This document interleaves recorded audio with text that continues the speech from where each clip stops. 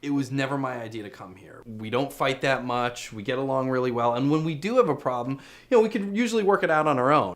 But since we are here, I figure I might as well bring up something that's been bugging me.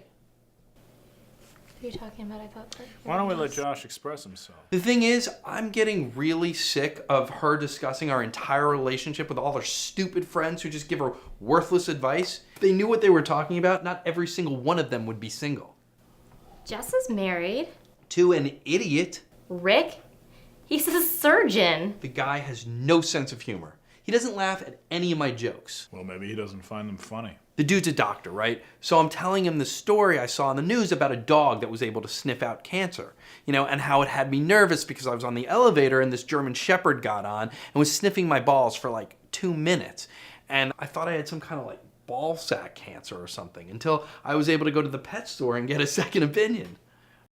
Don't you think the pound would have been a bit funnier than a pet store? Okay, yeah, well, I told it much better when I saw him. The point is, Dr. Rick starts going on about how I gotta get all these tests and get my blood work, as if I was being serious. It's his job. That doesn't mean that he doesn't have a sense of humor. Back me up on this, Doc.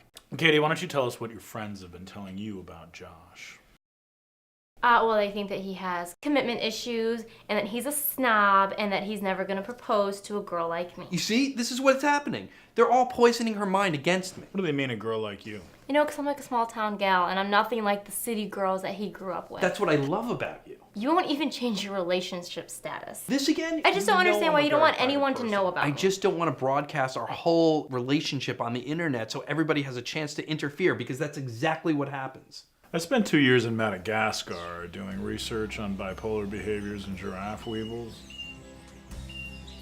Came home with a thorough comprehension of how that disease affects the various mating rituals of the species.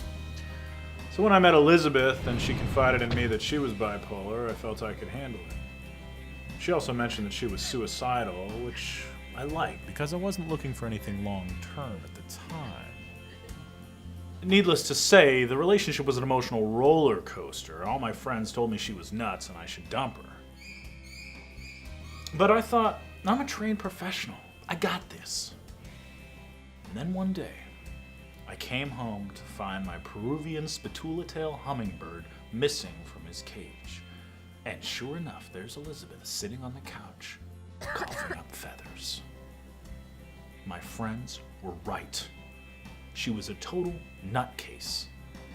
And apparently bipolar behavior in giraffe weevils is quite different from human beings. So wait, what are you saying? That she should listen to her friends about me? No, you should.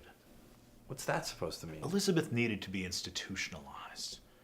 And she still would be had her hospital not allowed her to watch YouTube videos on lockpicking. Katie wouldn't care what her friends said about you if part of her didn't think they were right. But you don't have that excuse. You have a chance here to be really happy with a great girl, and you're blowing it, dude. It's just that sometimes I feel like... It's okay, sweetie. We'll get through this. I love you. You're the best.